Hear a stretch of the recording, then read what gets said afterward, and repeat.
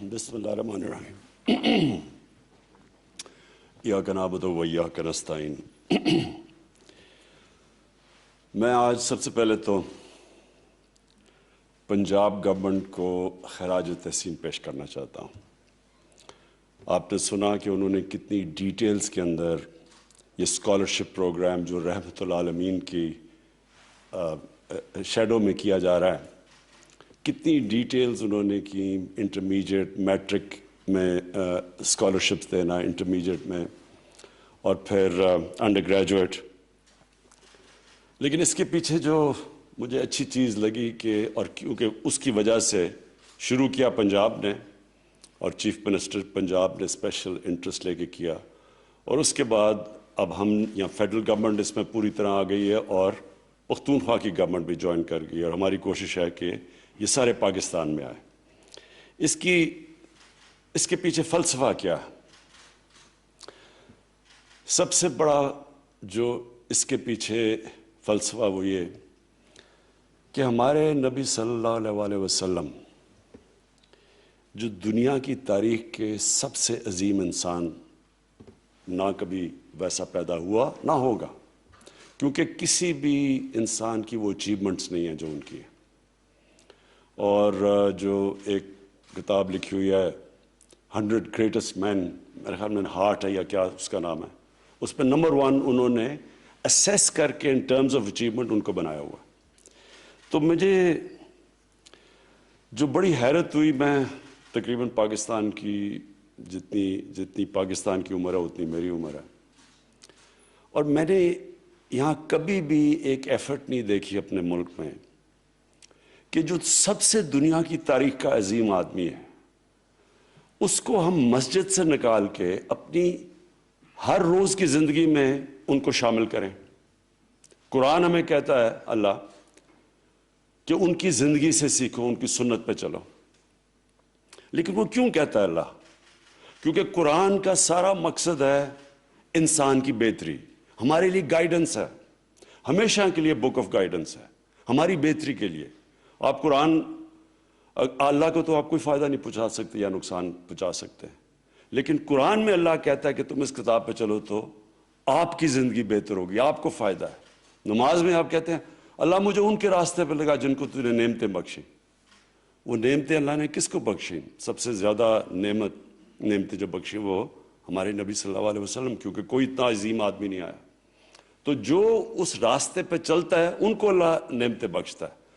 तो वो अपनी हमारी बेहतरी के लिए सुकून मिलता है, खुशी मिलती है, रूह बेहतर होती है।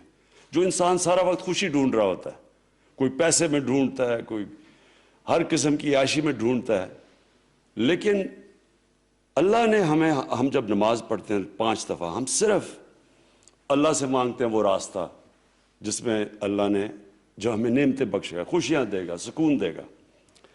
लेकिन जो सबसे अजीम आदमी था जो उस रास्ते पे था,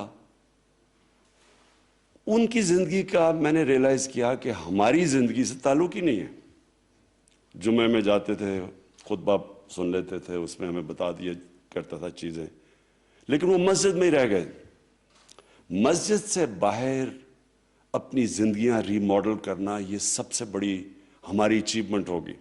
इल्लामा इकबाल ने कहा कि जब भी इस्लाम की तारीख़ में जब भी मुसलमान माशरा ऊपर आया है तो वो वापस गया इस्लाम के प्रिंसिपल्स के ऊपर जो मदीना की रियासत में बनाए गए थे, और वो प्रिंसिपल्स यानी कि नबी सल्लल्लाहु अलैहि वसल्लम की सुन्नत पे चल के ऊपर गया ये। और खैर इल्लामा इकबाल से तो 500 साल तक कोई इतनी मुसलमान स्कॉलर नहीं आए। तो जो इसका मकसद है, हमारी गवर्नमेंट का मकसद है कि हमारे नबी सल्लल्लाहु अलैहि वसल्लम को आम लोगों की ज़िंदगियों में लेके आएं और उनकी सुन्नत पे चलने की कोशिश करें। और जो उनकी सुन्नत मदीना की रियासत में आते साथ ही जो उन्होंने सबसे बड़ा काम किया, उन्होंने एक तो रूल ऑफ लॉ इस्टेब्लिश किया, कानून की बालादस्ती, उन्होंने एक फलाई रियासत इस्टेब्लिश की, लेकिन उन्होंने उसके साथ साथ एजुकेशन इमरजेंसी नाफिज की।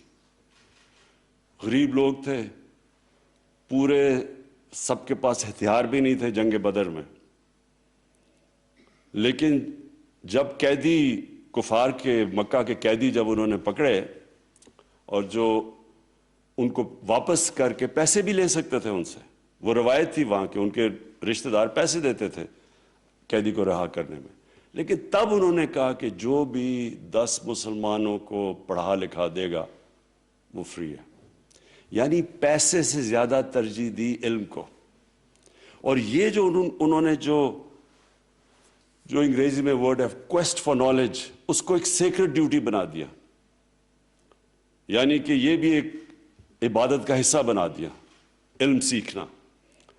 تو ایسے ہی نہیں، دنیا کے ٹاپ سائنٹسٹ اس کے بعد کئی صدیوں تک مسلمان تھے، اور جو پھر وہ میرے خیال میں خلیفہ مامون رشید نے ہاؤس آف وزڈم قائم کیا، جدھر دنیا کی کتابیں آئیں، ٹرانسلیٹ کیا، مسلمان لیڈرز تھے، تھاٹ لیڈرز تھے. تو اس کی بنیاد رکھی گئی مدینہ میں. اور پھر یہ بھی دیکھا کہ ہم نیچے کیسے گئے، اور پھر کیسے یورپ آگے گیا، تعلیم پہ انہوں نے زور لگا دیا، ریسرچ پہ. ہماری کوشش آج یہ اٹیمپٹ، اور یہ میں پھر سے پنجاب گورنمنٹ کو خاص طور پہ ان کو خراج تحسین پیش کرتا ہوں، کیونکہ انہوں نے یہ جو نام رکھا ہے رحمت العالمین، اور پھر یہ بھی کہا ہے کہ یہ سب کے لیے ہے، کیونکہ رحمت العالمین رحمت المسلمین نہیں تھے، وہ سب انسانوں کے لیے رحمت لے کے آئے تھے. تو اس لیے یہ کوئی بیریئر نہیں ہوگا کہ یہ صرف مسلمان بچوں کو اسکالرشپ ملے گی، یہ سب کے لیے، سارے پاکستانیوں کے لیے جو بھی اپلائی کر سکتا ہے. اور جو مجھے چیز اچھی لگی، انہوں نے آن لائن پورٹل بنا دیا ہے کہ جو بھی اپلائی کرنا چاہتا ہے اسکالرشپ پہ آن لائن کرے، اور پھر ٹوٹلی میرٹ کے اوپر اسکالرشپس دی جائیں گے. تو یہ ہم نے فیڈرل گورنمنٹ میں بھی لے کے آئے ہیں، یہ ہم کے پی کی حکومت نے بھی، ابھی آپ نے کے پی کے پختونخوا کے چیف منسٹر کو بھی سنا کہ وہ بھی اب اناؤنس کر رہے ہیں.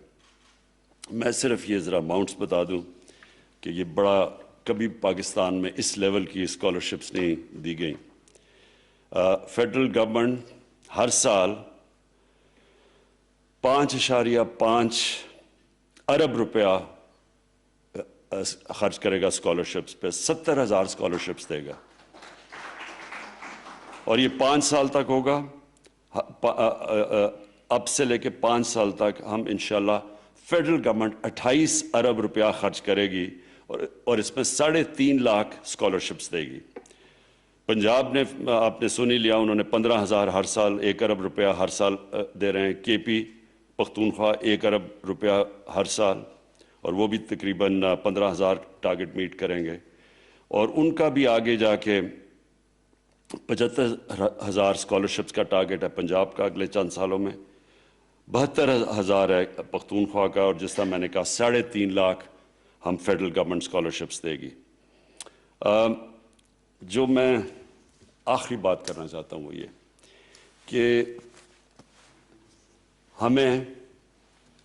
ہمیں پاکستانیوں کو ایک چیز سمجھ آنی چاہیے کہ قوم جب اوپر آتی ہے، ایک عظیم قوم بنتی ہے، تو وہ نمبر 1 میں پھر سے سٹریس کرتا ہوں، رول آف لا، قانون کی بالادستی جب تک ایک معاشرے میں قائم نہیں ہوتی وہ اوپر نہیں آ سکتا. یہ جو رول آف لا ہے، یہ جو چیز ہے، یہ سمجھنے والی چیز ہے، کیونکہ یہی بھی ہمارے نبی صلی اللہ علیہ وسلم نے کہا تھا کہ بڑی قومیں تمہارے سے پہلے تباہ ہوئیں جدھر رول آف لا نہیں تھا. مطلب رول آف لا نہیں کا مطلب کیا ہوتا ہے کہ طاقتور قانون کے اوپر ہوتا ہے، صرف غریب لوگ جیلوں میں جاتے ہیں. تو کبھی بھی ایک قوم عظیم قوم نہیں بن سکتی جو طاقتور کو قانون کے نیچے نہ لے کے آئے. اور سمپل ہے، اس کی کوئی راکٹ سائنس نہیں ہے کہ ایک کمزور آدمی کتنی بھی چوری کر لے، وہ لندن میں تو فلیٹ نہیں لے سکتا.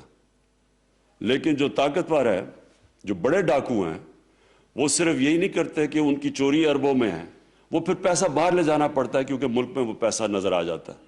تو 2 طرح نقصان پہنچاتا ہے. روپے جو آپ کی کرنسی ہے وہ بھی افیکٹ ہوتی ہے یہ منی لانڈرنگ سے. اور یہ جو فیکٹ آئی کی رپورٹ ہے یونائٹڈ نیشنز سیکرٹری جنرل کی جو پینل اس نے بنائی تھی کہ 1,000 ارب ڈالر ہر سال غریب ملکوں سے ٹیکس ہیونز میں اور امیر ملکوں میں جاتا ہے. تو یہ سارے پیسے والے لوگ لے کے جاتے ہیں، غریب لوگ نہیں لے کے جاتے.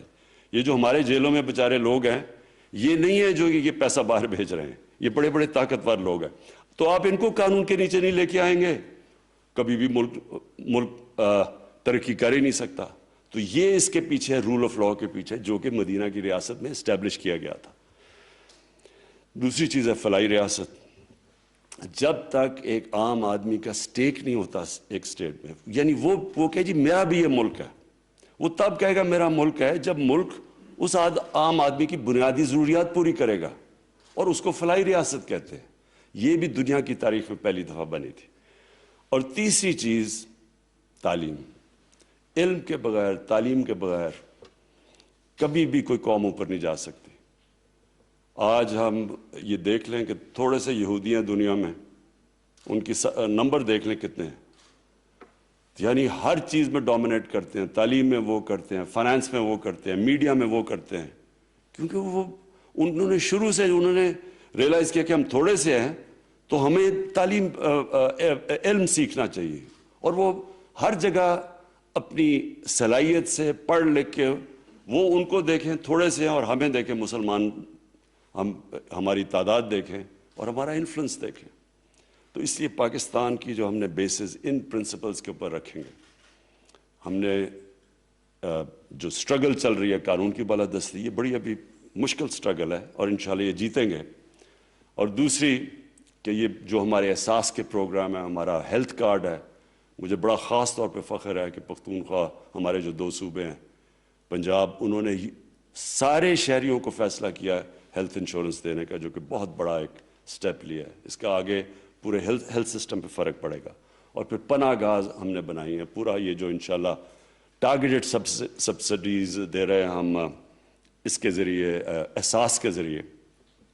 اور پھر جو انشاءاللہ یہ اب ہم نئی چیز شروع کرنے لگے ہیں کہ ہمارے جو ٹرکس،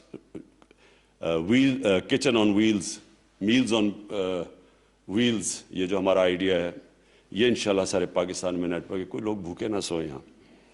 اور پھر جو آخری چیز، اب یہ اس کے اوپر پورا زور لگانا ہے ہم نے، ایجوکیشن کے اوپر، علم کی جستجو کے لیے جو ہم نے سارے معاشرے کو اس طرف لے کے جانا ہے، یہ ایک سب سے بڑی ہماری سٹرگل ہے۔